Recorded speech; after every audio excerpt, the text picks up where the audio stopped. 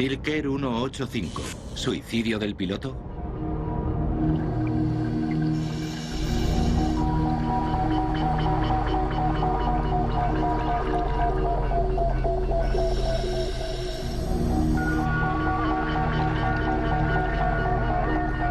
A principios de 1998 se encuentra una grabadora de voz entre el barro del río Musi en Indonesia. Los investigadores de accidentes aéreos confían en que contenga la clave de una de las catástrofes más polémicas de la historia de la aviación. Aeropuerto Soekarno-Hatta, Yakarta, Indonesia, 19 de diciembre de 1997.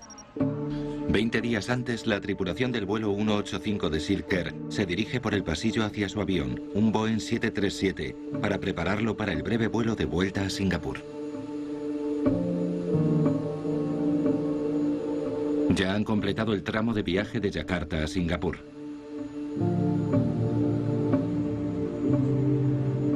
Hace un día perfecto para volar.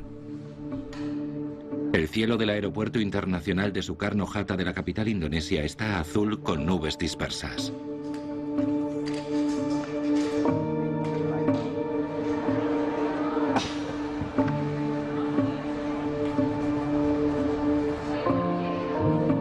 ...97 pasajeros suben a bordo del vuelo 185 con destino a Singapur, que dura 1 hora y 40 minutos.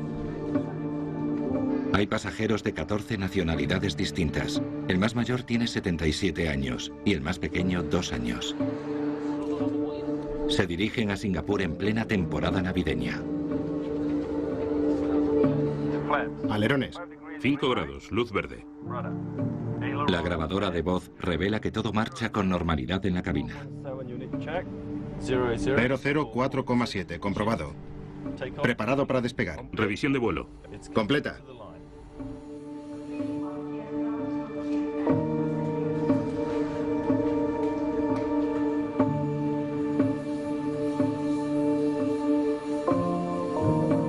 Ambos pilotos tienen una amplia experiencia de vuelo.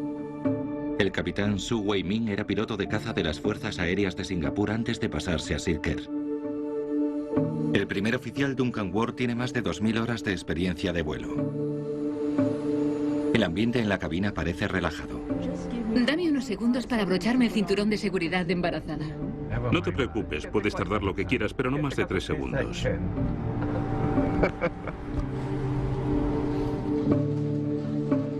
Los últimos pasajeros suben a bordo y se cierran las puertas del avión.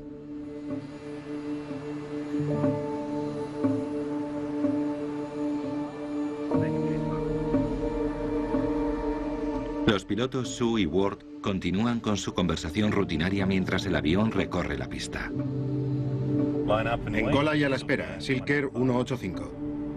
Hablan con la torre de control para obtener permiso para despegar. Despegando. Papa Lima Bravo.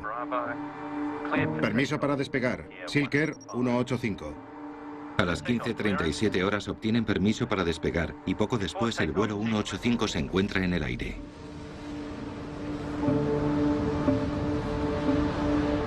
El control de tráfico aéreo de Yakarta asigna al 737 una altitud de crucero de 10.000 metros.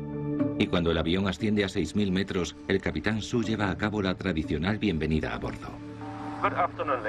Buenas tardes, señoras y señores. Les habla el capitán. Me llamo Su Wei-min y esta tarde en la cabina me acompaña el primer oficial Duncan Ward. Ya se ha apagado la señal de llevar abrochado el cinturón de seguridad. Pueden moverse por el avión, pero si permanecen sentados, mantengan el cinturón abrochado por su propia seguridad.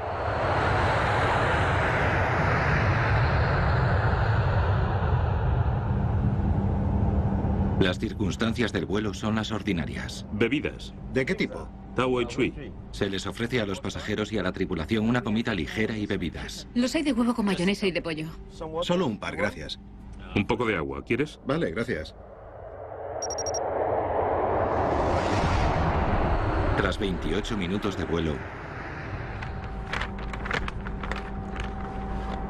Voy a volver un rato. Acábate tu plato.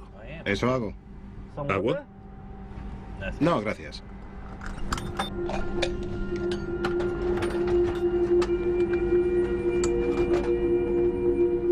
Esta es la última conversación registrada en la cabina por la grabadora de voz del vuelo 185.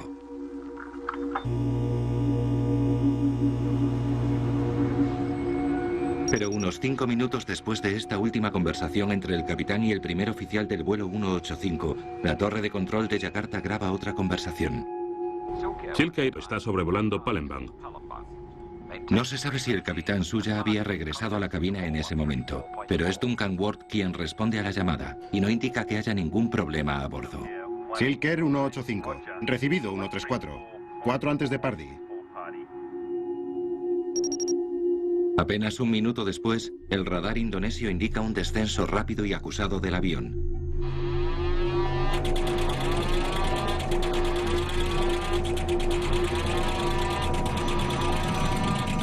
Cae 5.000 metros en solo 30 segundos, antes de desaparecer de la pantalla.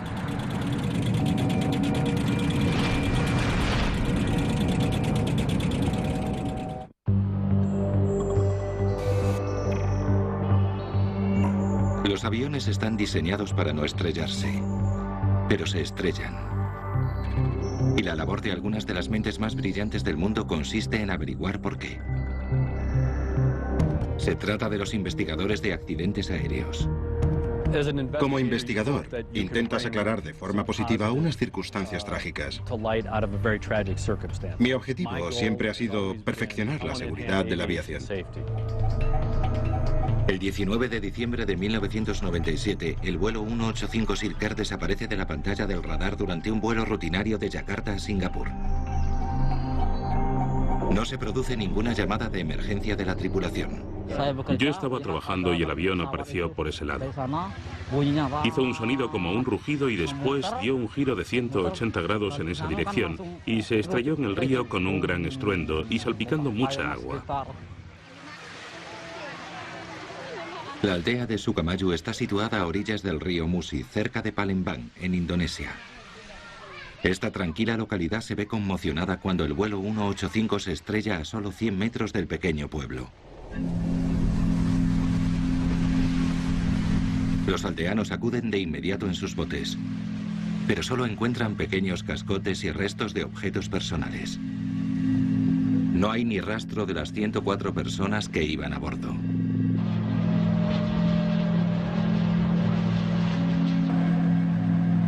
Enseguida llegan investigadores y parientes de los pasajeros al remoto lugar del siniestro.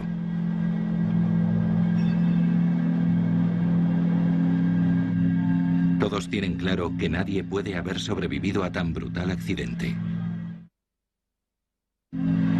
Los investigadores de accidentes aéreos comienzan su laborioso trabajo. Al principio no se veía nada. Estaba todo completamente sumergido. Y luego descubrimos que la aeronave estaba totalmente destrozada. No quedaba nada. El profesor Diran dirige a las autoridades indonesias que investigan el accidente, el Comité Nacional de Seguridad en el Transporte, y se le une a un equipo de expertos del Consejo Nacional de Seguridad en el Transporte de Estados Unidos o NTSB. El NTSB tenía mucha experiencia en investigaciones de accidentes de 737, sobre todo en un pasado reciente, porque se habían producido múltiples siniestros de aeronaves de ese tipo. Forman un equipo de expertos formidable, que se enfrentan a un reto también formidable. Era un accidente singular. Yo había visto niveles elevados de destrucción de aviones que iban a alta velocidad y se habían estrellado contra el suelo, pero siempre quedaban grandes restos. En este caso en concreto, no quedaba ni un solo resto a causa de la altísima velocidad con que el avión había impactado en el agua. Al ver que no quedaba ni un solo resto, mi primer impulso fue llorar. Los fragmentos más grandes no superaban los 40 centímetros de diámetro. Recuperar los restos es una tarea imposible para los buceadores. Hay que traer grandes dragas para rastrear las toneladas de barro del fondo del río, donde se encuentran más de 1000 fragmentos del avión.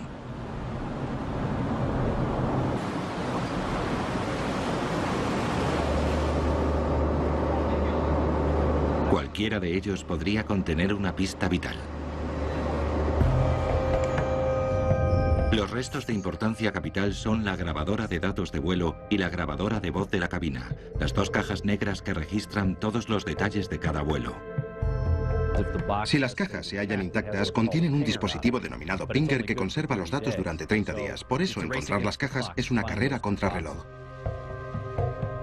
Se registra y se draga el fondo del río durante días, pero no se halla nada.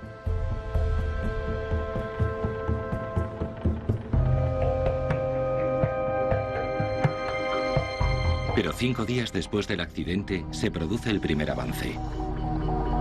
Los buceadores encuentran la grabadora de datos del vuelo entre el barro.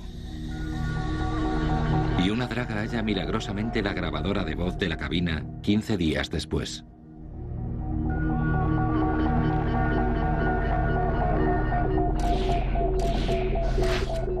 Las cajas negras se envían a Estados Unidos para su análisis por orden del profesor Dirán.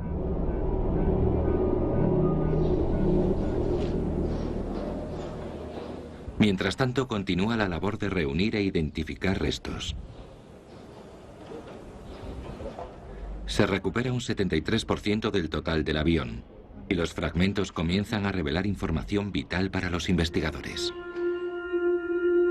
Algunos expertos creen que el vuelo 185 de Silker se salió de su trayectoria normal, y en solo 4 segundos se colocó boca abajo. Como en posición invertida no podía mantener la altitud, cayó en picado hacia el suelo.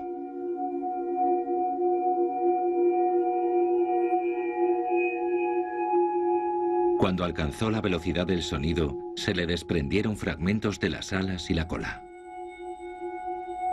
La tragedia no duró más de 1 minuto en total.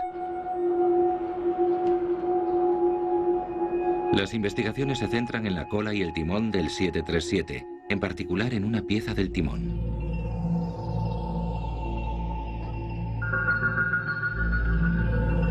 El timón funciona mediante una unidad de control de potencia o PCU, que ya había tenido problemas con anterioridad. En cuanto se recupera del río, se envía a Estados Unidos para su inspección. Pero otros fragmentos del avión revelan una información inquietante. Ambos motores funcionaban a plena velocidad en el momento del impacto. Y los mandos del avión estaban colocados de forma que el morro apuntase al suelo. Como si los pilotos hubieran tenido la intención de dirigir el avión directamente hacia tierra, en lugar de evitar su descenso en picado mortal. Mientras tanto, comienzan a llegar noticias de Estados Unidos. Primero llegan la unidad de control de potencia del timón y la servoválvula, a las que no se les ha encontrado ningún defecto. Pero los hallazgos de las grabadoras del avión resultan más intrigantes porque no revelan los datos que deberían. Los expertos han descubierto que la grabadora de voz de la cabina dejó de grabar 8 minutos antes del accidente y que la grabadora de datos de vuelo se paró 6 minutos después. La grabadora de voz de la cabina se había detenido de forma especial, no por un corte de energía, como era de esperar, sino que se había cortado el suministro a propósito. Recuerdo que estaba en las oficinas del NTSB cuando se descubrió que se había cortado el suministro de energía de la caja negra. Y como yo era nuevo, pregunté si ocurría muy a menudo. Me dijeron que no, que nunca había pasado, que era muy raro y que existía la posibilidad de que se tratase de un piloto suicida.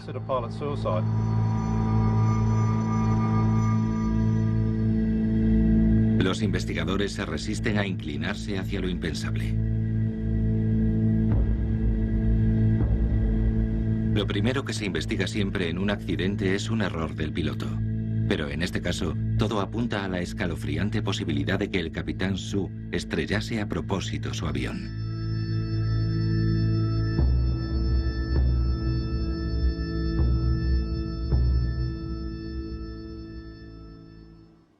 Su había sido piloto de las Fuerzas Aéreas de Singapur durante 16 años antes de trabajar para Silker. Se le consideraba un as del aire y había formado parte de los Caballeros Negros, el escuadrón de exhibición acrobática de las Fuerzas Aéreas. Los investigadores revisaron el historial militar del capitán Su y averiguaron que había tenido varios roces con la muerte. Cuando alcanzó el rango de mayor, decidió que la aviación civil le proporcionaría la posibilidad de seguir volando y pasar más tiempo con su familia. Muchos pilotos militares están acostumbrados a volar para cumplir misiones y les cuesta adaptarse a la aviación civil, donde la seguridad es lo más importante. Pero a Sue no pareció costarle nada. Sue Wei-min dejó las fuerzas aéreas en 1992 y se unió a Silker, donde fue rápidamente ascendido a capitán y después a instructor de vuelo. Pero había tenido problemas profesionales unos meses antes del accidente. Silker le había interrogado por un supuesto aterrizaje poco ortodoxo. Poco después de ese incidente apagó una vez la grabadora de voz de la cabina antes de aterrizar, pero la volvió a encender a instancias del primer oficial. Silker le amonestó y le retiró del puesto de instructor de vuelo. Los investigadores empiezan a formarse una idea de Sue como hombre tozudo. Pero de allí a considerarle capaz de suicidarse con el avión y asesinar a 103 personas inocentes hay un largo trecho. Las familias de las víctimas vuelven a Indonesia para el funeral. Los ataúdes son simbólicos. Se entierran vacíos porque no se ha podido recuperar ningún resto humano del río.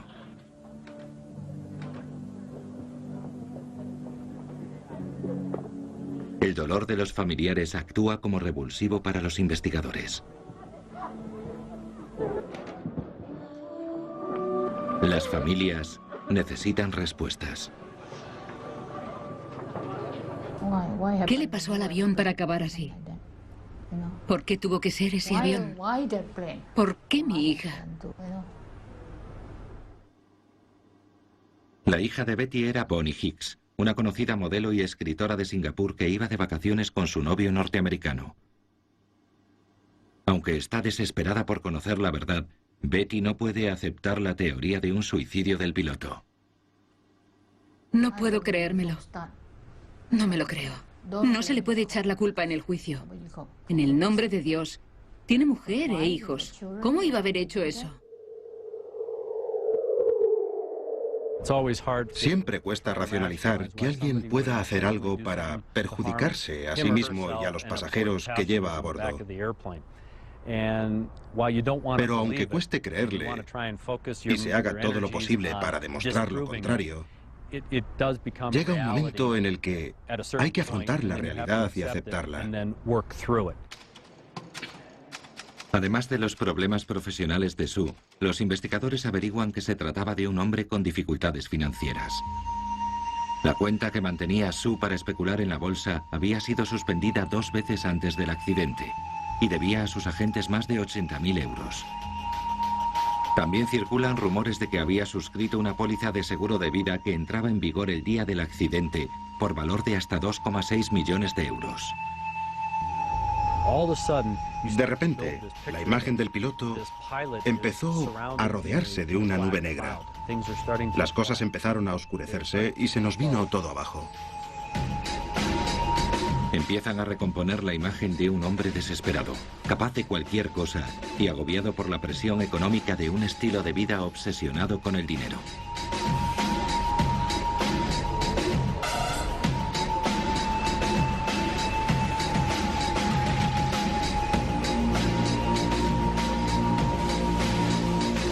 A medida que se suman las pruebas circunstanciales, el rumor del suicidio se filtra a los medios de comunicación, que incrementan la presión sobre el responsable indonesio de la investigación. Las acusaciones eran muy fuertes, tanto de la prensa como de los parientes. Si la teoría de que el capitán Sue estrelló el avión deliberadamente es correcta, lo más probable es que pidiera al primer oficial que abandonase la cabina o lo incapacitase. Peter Macmillan afirma que era la única forma de que Sue hubiera podido estrellar el avión, porque para ello requería toda su fuerza. Vamos volando a 10.000 metros. Para estrellar el avión tendríamos que desconectar las marchas automáticas, lo que encendería esta señal de advertencia. Y después habría que apagar el piloto automático que también provocaría otra señal de alerta.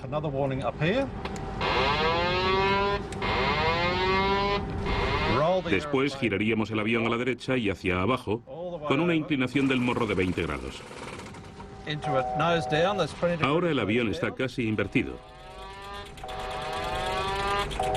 y avanza a plena marcha hacia adelante, con el estabilizador también hacia adelante.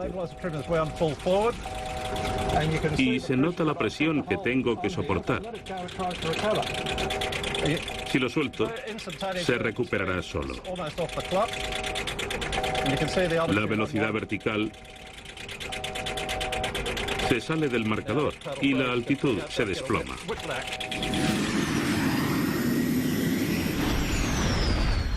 Pero no existen pruebas directas que confirmen esta teoría. 3 años después del accidente, el Comité Nacional de Seguridad en el Transporte de Indonesia emite por fin su informe definitivo. No contiene nada concreto para las familias. No se ha hallado la causa del accidente. Les pedí que vinieran a verme y me disculpé por no haber podido descubrir la verdad. Hice todo lo posible, pero no averigüé nada. El informe inconcluyente es una sorpresa para los investigadores norteamericanos. En su reunión final con sus colegas indonesios, se había acordado que la única conclusión posible era que se trataba de un piloto suicida. Cuando leí el informe me sentí traicionado porque nos habíamos esforzado muchísimo en conseguir todos esos datos. Examinamos cuidadosamente fragmentos diminutos, miles y miles de piezas durante montones de meses, solo para reconocer en un informe que no habíamos descubierto nada y no sabíamos la causa del accidente. Como investigador, no podía aceptarlo. Como ingeniero que gusta que exista una conexión entre la causa y el efecto, y aquí no veía que hubiera relación causa-efecto. Solo se veía el efecto, que el avión se estrelló. No se sabe la causa. No se puede probar que la causa de que el avión se estrellase fuera un suicidio. También podría haber sido un fallo mecánico.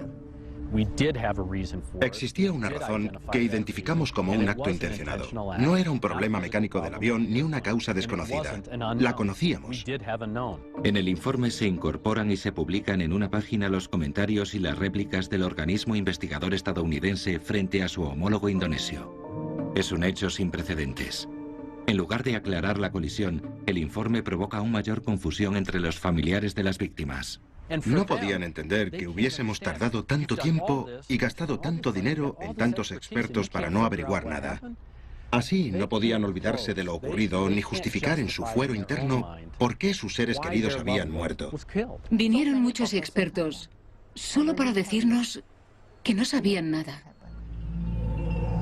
No podían darnos una respuesta y yo necesitaba una respuesta. Las investigaciones terminan después de 3 años y se cierran las puertas para las familias de las víctimas. La única teoría que tienen es la del suicidio del piloto. Pero al otro lado del Pacífico, en Los Ángeles, un abogado experto en desastres aéreos se muestra escéptico. Para él, el suicidio del piloto no tiene sentido. Los muertos no pueden defenderse. No quedaba nada ni nadie que pudiera hablar sobre lo que pasó en esa cabina. Si el capitán Su no estrelló el avión, entonces tuvo que ser un fallo mecánico. Y así comienza su propia investigación.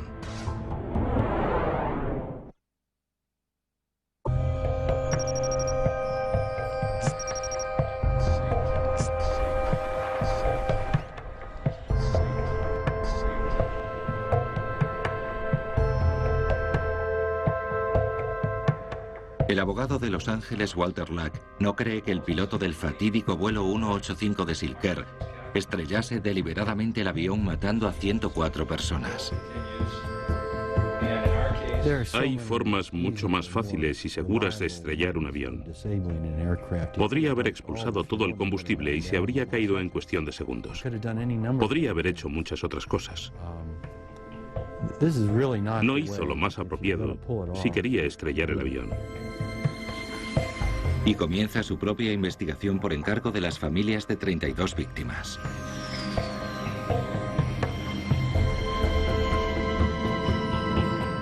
El 737 es el avión más popular del mundo y ha habido 4.800 unidades surcando los cielos desde que se introdujo en 1967.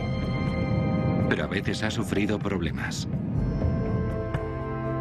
Las sospechas de Lack se fundan en la comparación con otros dos accidentes, el del vuelo 585 de United Airlines en 1991 y el del vuelo 427 de US Air en 1994. El historial de este modelo se había visto empañado por el sistema PCU del timón, lo que resultaba muy sospechoso. El proveedor de esa pieza en cuestión era Parker Hannifin, uno de los mayores fabricantes de equipo hidráulico del mundo. Walter Lack recurre al equipo de expertos padre e hijo formado por Tom y Colin Sommer, que tienen experiencia en la industria de la aviación y como peritos en juicios de víctimas de accidentes aéreos. El accidente del vuelo 185 de Silk Air se parecía a los de los vuelos 585 de United en Colorado Springs y 427 de US Air en Pittsburgh. Nosotros fuimos los encargados de investigarlos.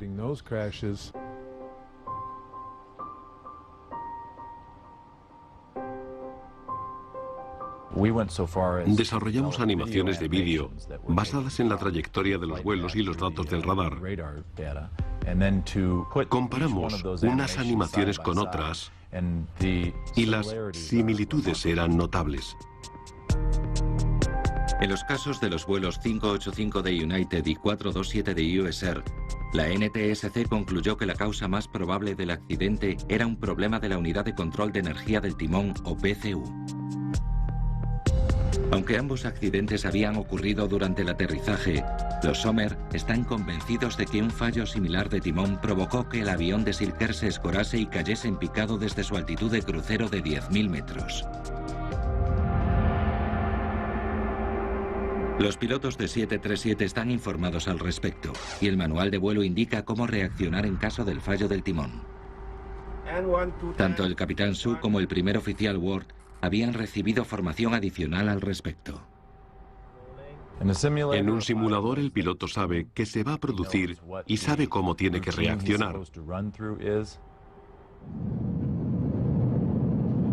Cuando el piloto está en vuelo de crucero, como estaba el del vuelo 185 de Silk Air, no se espera que se vaya a producir esa situación, no se espera que el avión vaya a ponerse boca abajo y dejarle colgado del cinturón de seguridad. No sabría muy bien qué estaría pasando, y en un 737 no hay nada que lo indique. No se indica dónde está el panel del timón, ni hay una luz, ni hay un sonido que alerte de que algo está fallando con el timón. A causa del historial de problemas del 737, se recurrió a Parker Hannifin, el fabricante del PCU, para ayudar a identificar los restos rescatados del accidente. Lack y su equipo afirman que Parker Hannifin encontró el PCU, pero que sus análisis no revelaron toda la verdad. Enviaron un equipo de inmediato a recuperarlo y lo hallaron sumergido en el barro a 6 metros de profundidad. Tardaron 3 semanas en recuperarlo. Lo examinaron por encima y dijeron que la válvula estaba en perfecto estado y que funcionaba con normalidad. Y después lo enviaron al NTSC. No llevaron a cabo ninguna prueba adecuada para determinar si era defectuoso. La pieza se envió de vuelta a Indonesia. Ahora, 5 años después, para poder fundamentar su caso, Walter Lack tiene que localizar ese pequeño componente. Pero se enfrenta a un obstáculo. Cuando envía a un investigador a localizarla, se encuentra con una montaña de papeleo, que es lo único que queda de los restos del avión, que fueron destruidos justo hace unas pocas semanas. Pero el destino le echa una mano.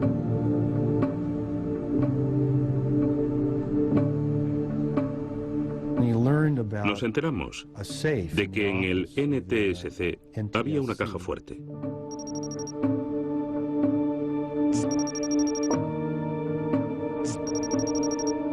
Tras una gran cantidad de persuasión, el investigador logró acceder a ella.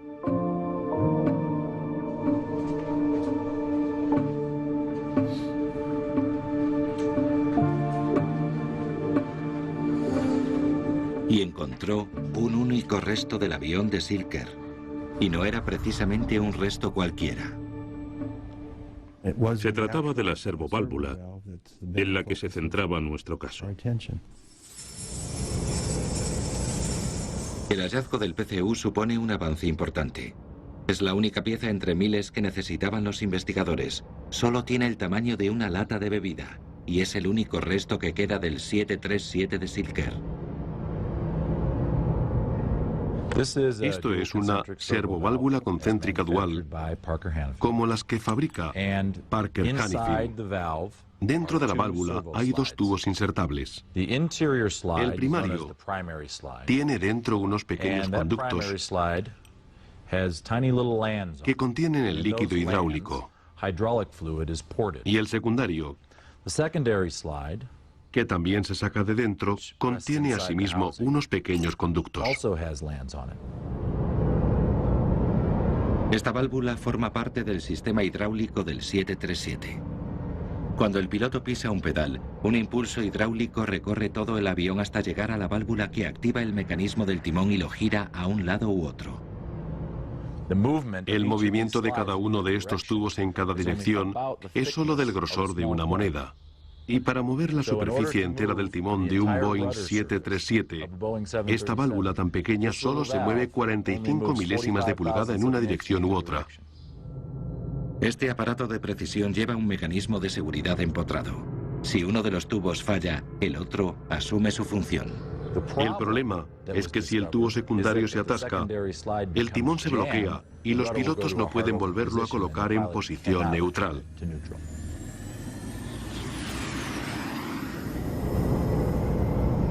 Lack basa la defensa de su caso en que la válvula del 737 de Silker tenía antecedentes. Encuentra papeles que demuestran que no superó unas pruebas que se le efectuaron después de fabricarla. Parker responde que esas pruebas no afectaban al funcionamiento de la servoválvula y que después se la volvió a inspeccionar antes de instalarla en el 737 de Silker. Considerando los antecedentes que tenía y los accidentes que había provocado, lo normal era que la investigación se hubiese centrado en la servoválvula concéntrica dual y las huellas que había en su interior, pero no fue así.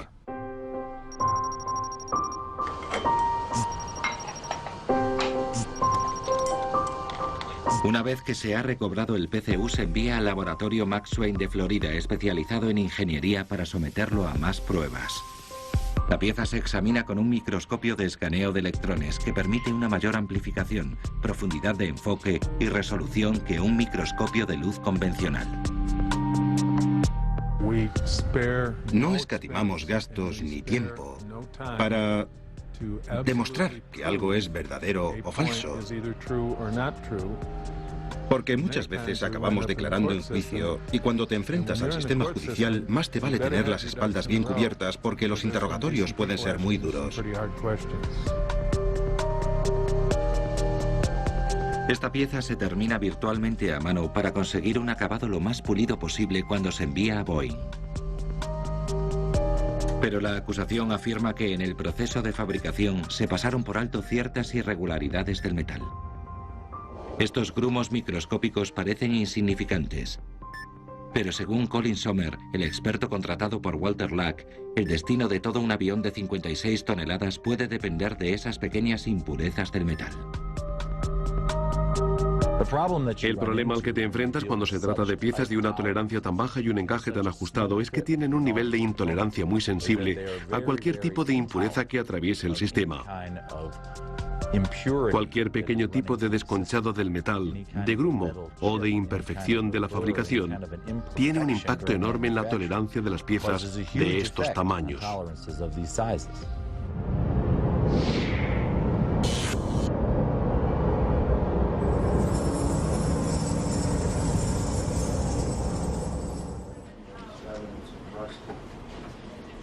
El equipo de Walter Lack está convencido de que ahora disponen de las pruebas periciales necesarias para demostrar que fue la válvula defectuosa lo que derribó el avión.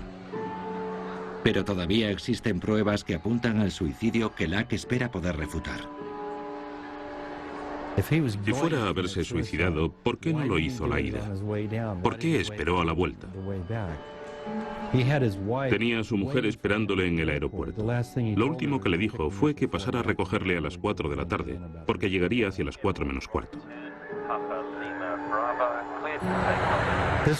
Fue un vuelo completamente normal en todos los aspectos. Se nota por las conversaciones que mantuvo la tripulación, por la interacción entre ellos, la forma en que charlaban y bromeaban con las azafatas. No se notaba nada raro en su actitud, nada fuera de lo normal. La investigación policial de la situación financiera de Sue reveló que sus acciones habían sufrido pérdidas de casi 1 millón de euros. Pero cuando se produjo el accidente era solvente, porque había vendido 2 propiedades y tenía un patrimonio estimado en casi 300.000 euros. Y la póliza de seguro de vida millonaria que presuntamente había suscrito días antes del accidente era para cubrir la hipoteca de 450.000 euros de su nueva casa, un requisito habitualmente exigido por los bancos. Uno de los argumentos más fuertes a favor de la teoría de que el piloto estrelló el avión intencionadamente era el hecho de que las 2 cajas negras de a bordo habían dejado de grabar antes del accidente. Y se creía que Sue las había apagado a propósito para encubrir sus actos. Pero a bordo del avión no todo era lo que parecía. El 737 era un modelo nuevo, con solo 10 meses. Cuando se entregó, venía con un sistema de grabación de datos de vuelo sólido y vanguardista. Parece ser que Silk-Air sustituyó la grabadora de datos de vuelos por otra unidad. Los investigadores de Walter Luck encuentran la grabadora de datos de vuelo 6 años después del accidente, y su análisis plantea nuevas cuestiones. Era una pieza vieja y usada que había fallado a la hora de grabar más de 4.000 segundos de datos de 60 parámetros en las 25 horas previas al accidente, durante las que efectuó otros 12 vuelos. Según su análisis, algunas de las interrupciones solo duran 4 segundos, pero otras se prolongan hasta 11 minutos. Estaba claro que la grabadora de datos de vuelo se apagaba sola.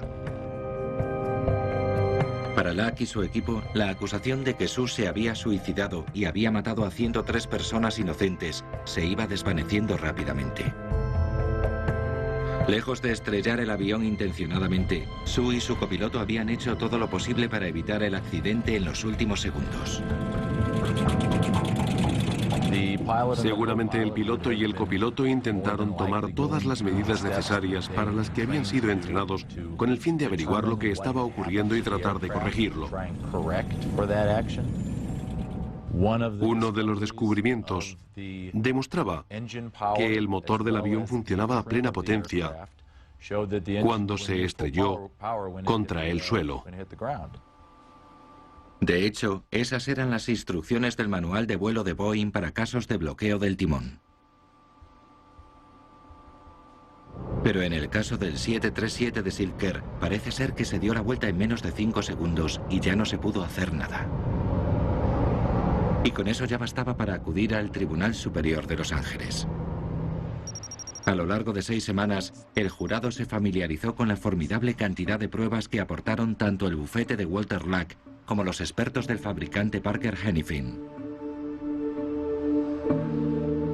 ¿Cómo pudo ser que 8 horas después del accidente alguien le llamase a Los Ángeles para informarle de lo ocurrido? En ese avión había piezas de más de 100 fabricantes. ¿Por qué se les informó tan deprisa a ustedes de entre todos ellos?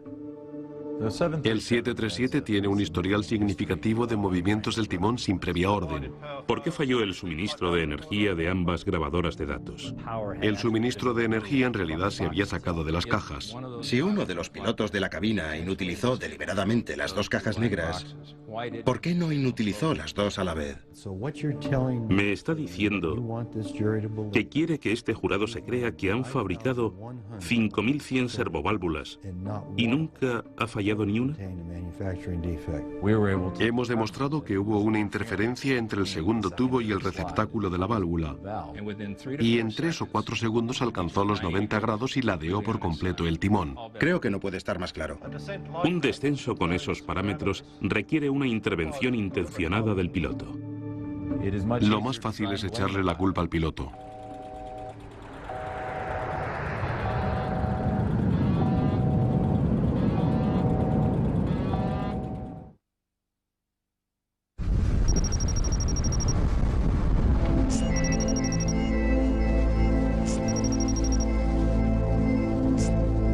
Todos los años, los familiares y amigos de quienes fallecieron en el vuelo 185 de Silk Air se reúnen en el lugar del siniestro cerca de Palembang, en Indonesia.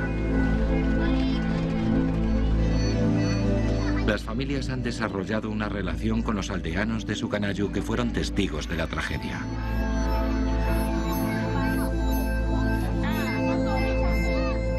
Es una estación más de su peregrinaje anual y siempre les llevan regalos.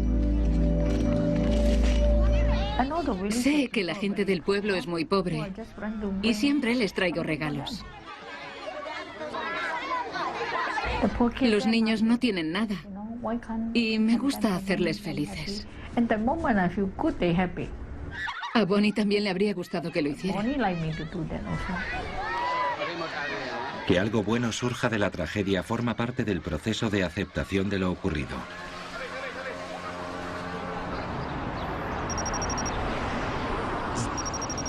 Tras 4 días de deliberaciones, el jurado reunido en Los Ángeles a instancias de las familias de 3 víctimas alcanza un veredicto. Nosotros, en el caso arriba mencionado, respondemos lo siguiente a las preguntas planteadas. ¿Tenía la servoválvula un defecto de fabricación cuando abandonó las instalaciones de Parker Hannifin? La respuesta es sí. En total eran 187 preguntas. Y todas fueron respondidas a favor del querellante y en contra de Parker Hannifin. Nunca se había dado un caso similar de grandes indemnizaciones con una victoria tan aplastante. El jurado concedió a las 3 familias querellantes más de 35 millones de euros por los daños. Se trató incuestionablemente de una gran cantidad de dinero. Fue una indemnización justa en virtud de las pruebas aportadas. La justicia funcionó al 100%. Es el tipo de caso para el que se han creado los tribunales. Tras amenazar con una apelación, Parker Hannifin declaró que aunque la empresa negaba cualquier tipo de responsabilidad en el accidente, accedía a llegar a un acuerdo con 91 familias de las víctimas. El total de la indemnización nunca se reveló. Sin embargo, algunos expertos siguen convencidos de que el capitán Su se suicidó de una forma espectacular. Las pruebas, los hechos, las condiciones y las circunstancias demuestran que el capitán podía haber sido capaz de pilotar físicamente el avión, y creo firmemente que el problema no fue mecánico, sino un acto intencionado. La realidad es que nunca sabremos exactamente qué pasó dentro de la cabina en los últimos minutos del vuelo 185 de Silk Air.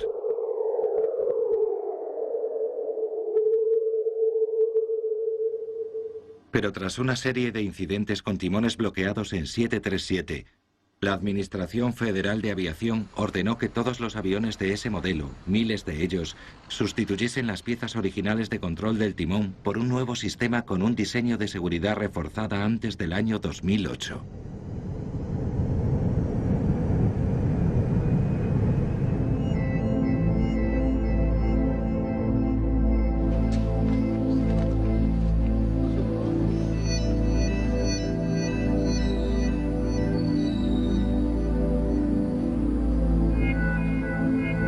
Al día siguiente de acudir a la aldea, las familias de las víctimas visitan el monumento que se ha erigido en su memoria.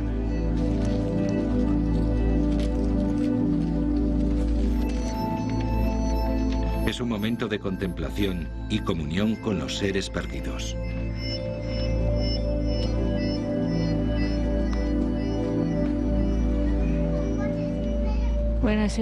Hablo con Bonnie y le pido que me ayude. Le pido a Randy que cuide de Bonnie y a Bonnie que cuide de Randy. Están con Dios en el otro mundo y les sigo queriendo.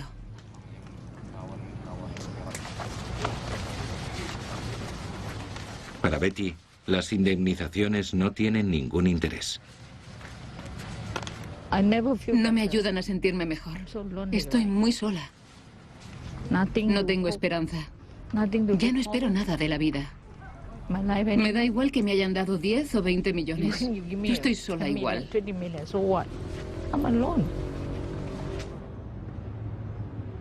El único consuelo que puede encontrar está más allá de la justicia o las respuestas. Es hacer que surja un poco de bien de la tragedia. Pero nunca encontrará la paz. No. ¿Cómo voy a encontrar la paz? Ya no lo sé.